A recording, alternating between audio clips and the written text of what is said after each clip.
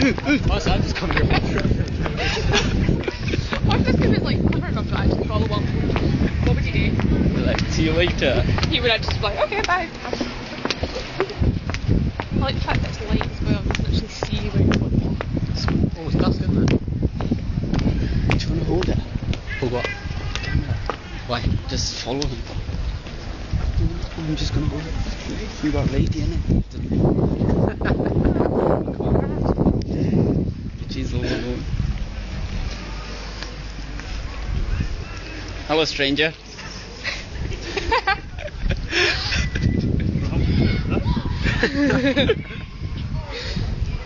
Do gather further in, rub against complete strangers, make new friends, keep each other warm. Hello. All part of the entertainment. Well, I thought we'd come in here in order to avoid the people sitting around with their bicycles shouting out there, but we've got people sitting around with bicycles shouting in here, so I do apologise for that, but it's rather pleasant standing in here anyway. Firstly, can I say thank you for your impressive efficiency in the most tedious financial section of the evening. I always find that bit quite traumatic because I do have to give it to somebody else afterwards, so thank you for making that very painless tonight. And I can now welcome you all properly to the Ghost Trail of York for the evening.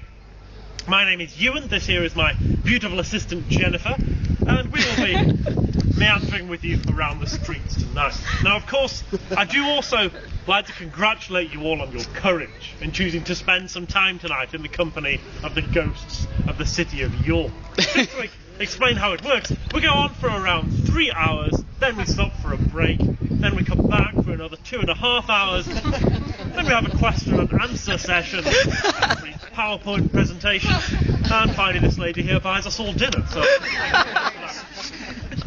oh, you're making it onto the film there.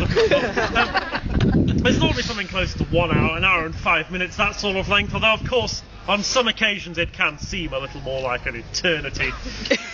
But really, whichever period seems to go by, we do visit just a small number of the more historic sites that the city of York has to offer you, and I will be telling you a small number of the darker, more macabre tales associated with them. Tonight we have beheaded noblemen, murdered orphans, various other cheerful characters whose unquiet spirits are said to be wandering around the immediate area, and of course, by the end of the evening, people have just occasionally felt the need to raise a few spirits of a different kind. But that's entirely your own personal lives. I won't ask any questions about that, except to speculate this gentleman may have done so already. I'm not quite sure. Anyway, And you haven't yet. let's carry on. We may as well, begin at the beginning, where we're standing. But could I firstly ask, is there anyone here tonight from York itself? That is quite important.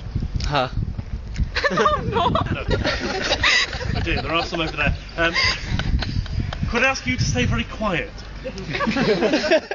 You'd be amazed how much more interesting history is when there's no one here to prove it wrong. Nice to see you then. You're very welcome. Really though, wherever you're from, if you've spent any time around here, you can't have failed to notice York is a city which is full of history.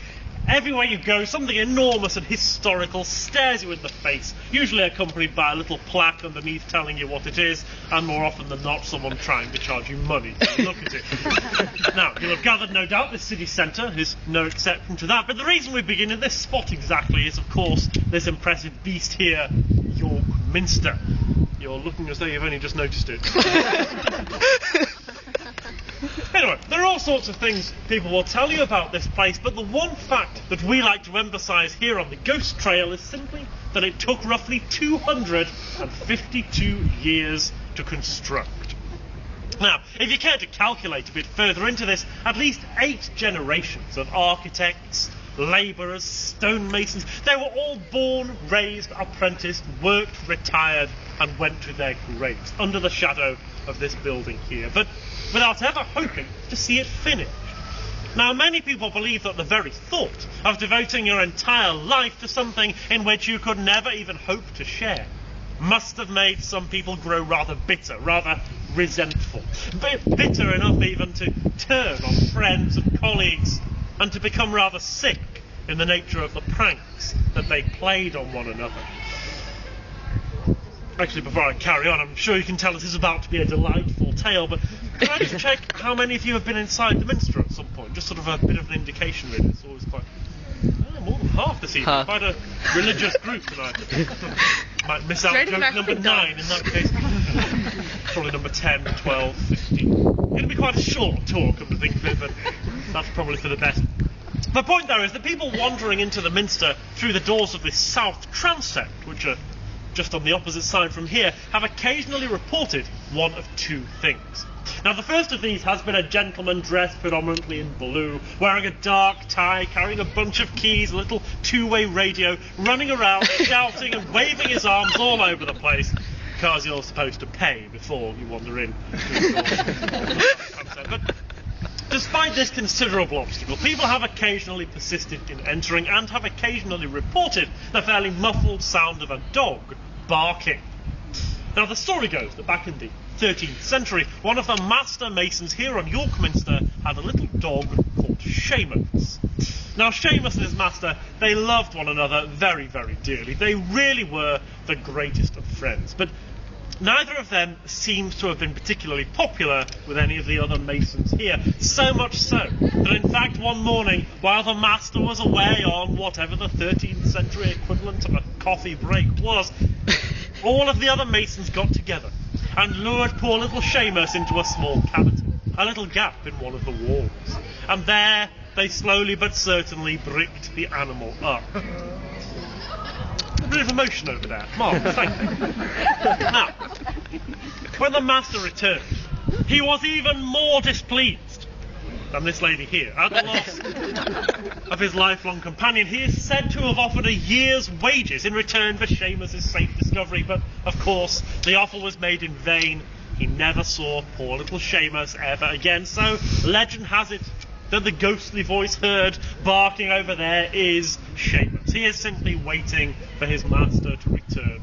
But he's going to go on waiting and barking and barking and waiting and waiting and waiting and barking and barking and waiting and barking, barking and waiting and barking, waiting.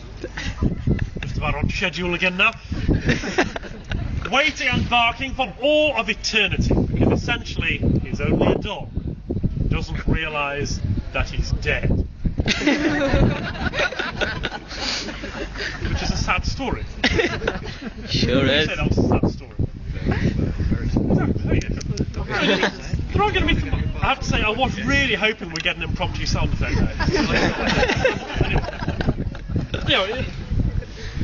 This is going to be an evening full of heart-wrenching episodes. Don't be afraid to burst into tears at any time. Get in touch with your feminine side. Maybe except for you. It's all part of the entertainment. People don't tend to find that story especially traumatic. It's a bit of a frivolous beginning, obviously, but it does have some important lessons for the rest of the evening. First of all, in what it tells us about human nature and the kinds of pathetic lengths people were prepared to go to just for a spot of entertainment. It is rather an unpleasant reflection on our species, to say the least, but it's also quite an interesting one in what it tells us about ghost trail guides.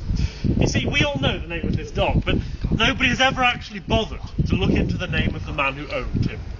Irrelevant detail, not worth the effort of looking into. Now, I've always thought this puts rather a British kind of a twist on the whole thing. We all know how obsessive the British are about their pets, but then actually I do tend to insult the British from time to time because I'm not actually British myself. I have the good fortune of being a registered resident of Yorkshire. We're going to wander out around there in a moment. Before we do, there are a couple of things we do like to ask you to bear in mind as the night progresses. First of all, if any of you is inclined to doubt any of the things I have to tell you this evening, I can assure you these are all old legends of the city which have existed in the various archives for a good number of years. What I'm saying, really, is they're a local tradition that we're quite proud to be a small continuing part of. Obviously, they've never been told with such style and panache before, but nevertheless, the point still stands. The other thing, though, is to say that as we do begin to wander around the dark and shadowy passage, the bright and sunny passageways of the immediate area, and hear tales of just a few of the less cheerful spirits that are said to be wandering amongst them, just try to bear in mind that we are none of us so very different from those particular spirits, so do keep an eye out. You never really know who's behind you, especially the older members of the group. So, as it says in my favourite ever book, Dracula, the dead travel fast, and therefore